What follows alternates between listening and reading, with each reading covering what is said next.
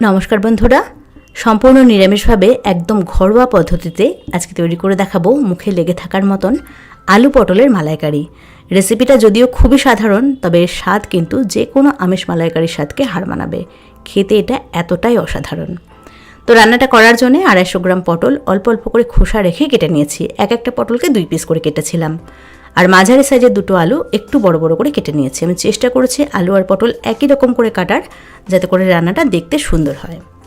রান্নায় চলে এসেছি। রান্নাটা করব সর্ষের তেল দিয়ে। তো কড়াইতে 3 টেবিল চামচ তেল খুব ভালো করে গরম করে নিয়ে তেলের মধ্যে 1/2 চামচ নুন মিশিয়ে নিচ্ছি। নুনটাকে তেলের সাথে ভালো করে মিশিয়ে নিয়ে প্রথমে আলু আর পটল ভেজে নিতে হবে। আর যেহেতু আমি একদম অল্প পরিমাণে করছি, সেজন্য আলু আর পটল একসাথেই ভেজে নিচ্ছি। যদি আপনারা একটু বেশি করে করেন তাহলে কিন্তু আলু আর পটল আলাদা আলাদা করে ভাজবেন, তাহলে ভাজাটা ভালো হবে। আর ভাজার সময় হলুদ দেওয়ার দরকার নেই, হলুদ দিলে তেলটা পুড়ে যায়।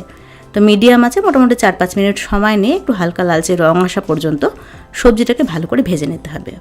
সবজিটা ভাজা হতে থাকুক, এদিকে একটা মশলা তৈরি করব। তার জন্য একটা মিক্সি জারে নিয়ে নিয়েছি 10 থেকে 12টা মতন গোটা কাজু বাদাম, 2টো কাঁচা লঙ্কা আর 1 ইঞ্চি আদার টুকরো। অল্প জল দিয়ে সব কিছুকে মসৃণ করে বেটে নিচ্ছি। দেখুন মশলাটা সুন্দর করে বাটা হয়ে গেছে। আর মশলা বাটতে বাটতে সবজিটাও কিন্তু বেশ ভালো করে ভাজা হয়ে গেছে। ঠিক এইরকমভাবে সবজিটাকে ভালো করে ভেজে নিতে হবে, তাহলে সবজির কাঁচা ভাবটা চলে যাবে আর খেতে ভালো হবে। সবজিটা ভালো করে না ভাজলে কিন্তু খেতে ভালো লাগে না। এবার মধ্যেখানে একটুখানি জায়গা করে দিয়ে দিলাম একটা শুকনো লঙ্কা, একটা তেজপাতা, 1 টুকরো দারচিনি, 2টো ছোটো এলাচ আর 1/2 চামচ গোটা জিরে আর সামান্য পরিমাণে একটুখানি হিং। যেহেতু নিরামিষ রান্না একটু হিং দিলে ভালো হয় খেতে। 1/2 চামচ চিনি দিয়ে দিলাম। গরম তেলের মধ্যে এরকমভাবে চিনি দিলে চিনিটা ক্যারামেলাইজড হয়ে সুন্দর একটা লালচে রং আসে, যেটা দেখতে ভালো লাগে। আর একটু চিনি দিলে কিন্তু টেস্টও ভালো হয়। যেহেতু নিরামিষ রান্না একটু মিষ্টি মিষ্টি হলেই খেতে ভালো লাগে। এবার সব কিছুকে ভালো করে একসাথে মিশিয়ে নিয়ে মিডিয়াম টু লো হিটে আরও মোটামুটি 2-3 মিনিটের জন্য সবজিটাকে ভালো করে ভেজে নেব। তো সবজিটা আর একটু ভাজা হতে থাকুক। এদিকে একটা বাটিতে নিয়ে নিচ্ছি 1/2 চামচ করে জিরে গুঁড়ো, ধনে গুঁড়ো, কালারের জন্য 1/2 চামচ কাশ্মীরি লঙ্কার গুঁড়ো আর হলুদ 1/2 চামচ। অল্প জল দিয়ে সব কিছুকে একসাথে মিশিয়ে নেব। গুঁড়ো মশলাগুলোকে যদি একটুখানি জল দিয়ে মিশিয়ে নেওয়া হয় তাহলে কিন্তু মশলাগুলো একটু ফুলে ওঠে। আর বাটা মশলা দিয়ে রান্না করলে যেরকম টেস্ট হয় বা কালার হয় সেই রকম হয়। এদিকে দেখুন সবজিটা সুন্দর লালচে করে ভাজা হয়ে গেছে। এবার গুলে রাখা গুঁড়ো মশলাগুলোকে দিয়ে দিলাম। মিডিয়াম আছে আরও মোটামুটি 2-3 মিনিটের জন্য সব কিছুকে খুব ভালো করে কষিয়ে নিচ্ছি। তো এখানে আমি সব কিছু খুব ভালো করে কষিয়ে নিয়েছি, তেলটা ছাড়তে শুরু করেছে। এবার বেটে রাখা মশলাটাকে দিয়ে দিতে হবে। মানে প্রথমে যে মশলাটা বেটে রেখেছিলাম আদা, কাঁচা লঙ্কা আর কাজু বাদাম, সেটা দিয়ে দিলাম। মিক্সির জার ধুয়ে দিয়ে দিলাম 1/2 কাপ মতন জল। সব কিছুকে আরও একবার ভালো করে কষিয়ে নিচ্ছি। তবে এ সময় কিন্তু গ্যাসের ফ্লেমটাকে একটু কমিয়ে রাখতে হবে আর কন্টিনিউ নাড়াচাড়া করতে হবে, নাহলে কিন্তু এটা তল থেকে ধরে যাবে। যেহেতু কাজু বাদাম আছে খুব সহজে এটা তল থেকে ধরে যাবে। তো এখানে আমি সব কিছু খুব ভালো করে কষিয়ে নিয়েছি। এবার দিয়ে দেবো ফেটিয়ে রাখা টক দই। 2 টেবিল চামচ টক দই অল্প জল দিয়ে ফেটিয়ে রেখেছিলাম, তো সেটাকে দিয়ে দিচ্ছি।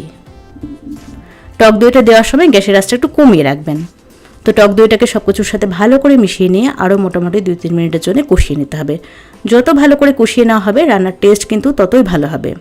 আর ভালো করে যদি না কষানো হয় তাহলে মশলার একটা কাঁচা গন্ধ থেকে যায়, খেতে খুব একটা ভালো লাগে না। তো এখানে আমি সব কিছুকে খুব ভালো করে কষিয়ে নিয়েছি। এবার দিয়ে দিচ্ছি 150 ml মতন নারকেলের দুধ। 1/2 মালা মতন নারকেল একটু বেশি করে জল দিয়ে মিক্সিতে আমি পেস্ট করে নিয়েছিলাম, তারপর সেটাকে ছেঁকে দিয়ে দিলাম। মাঝারি সাইজের কাপের 1 কাপ দিয়েছি। সব কিছুকে ভালো করে একসাথে মিশিয়ে নিচ্ছি। ঝোলটা ফুটে উঠেছে, দিয়ে দিচ্ছি এখানে স্বাদ অনুযায়ী নুন। আলু পটল ভাজার সময় কিন্তু নুন দিয়েছিলাম, তো সেটা মাথায় রেখে নুনটা দিতে হবে। ভালো করে মিশিয়ে নিয়ে তারপরে মিডিয়াম আছে 5 মিনিটের জন্য ঢাকা দিয়ে রান্না করব। 5 মিনিট পরে ঢাকনাটাকে খুলে নিচ্ছি। দেখুন ঝোলটা কিন্তু বেশ অনেকটাই ঘন হয়ে এসেছে আর উপর থেকে তেলটা ভাসতে শুরু করেছে। আলু পটল খুব ভালো করে সেদ্ধ হয়ে গেছে। রান্নাটা অলমোস্ট শেষের দিকে। নামানোর আগে দিয়ে দিচ্ছি সামান্য পরিমাণে একটুখানি গরম মশলার গুঁড়ো আর একটুখানি ঘি। এই সময় কিন্তু অবশ্যই একবার টেস্ট করে দেখবেন। নুন, ঝাল আর মিষ্টিটা নিজেদের স্বাদ অনুযায়ী আপনারা দিয়ে দেবেন। এই রেসিপিটা একটু মিষ্টি মিষ্টি হবে, যেহেতু মালাইকারি, নিরামিষ মালাইকারি, একটু মিষ্টি মিষ্টি হলে খেতে ভালো লাগবে। তো গরম মশলার গুঁড়ো আর ঘিটাকে ভালো করে একসাথে মিশিয়ে নিয়ে একদম কম আছে 1 মিনিটের জন্য আমি ঢাকা দিয়ে রেখেছিলাম। দেখুন উপর থেকে কিন্তু সুন্দর তেলটা ভেসে উঠেছে। এটা পরিবেশন করার জন্য একদম রেডি। পোলাও, ফ্রাইড রাইস বা লুচি, রুটি, পরোটা এই সব কিছুর সাথে এটা খেতে দুর্দান্ত লাগে। তো কেমন লাগলো আজকের রেসিপি সেটা অবশ্যই কমেন্টস করে জানাবেন। ভিডিও ভালো লাগলে একটা লাইক করবেন আর চ্যানেলটাকে সাবস্ক্রাইব করবেন।